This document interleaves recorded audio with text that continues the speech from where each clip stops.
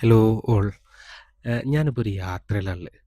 ഞാൻ ഇങ്ങനെ ഓരോ യാത്ര ചെയ്യുമ്പോഴും വിചാരിക്കും ഓരോ തവണയും നമ്മൾ പോകുന്ന സ്ഥലത്തിൻ്റെ വീഡിയോസ് എടുത്ത് ഇൻസ്റ്റാഗ്രാമിലോ ഫേസ്ബുക്കിലോ ഒക്കെ യൂട്യൂബിലോ ഒക്കെ ഇട്ടാണെന്നുള്ളത്.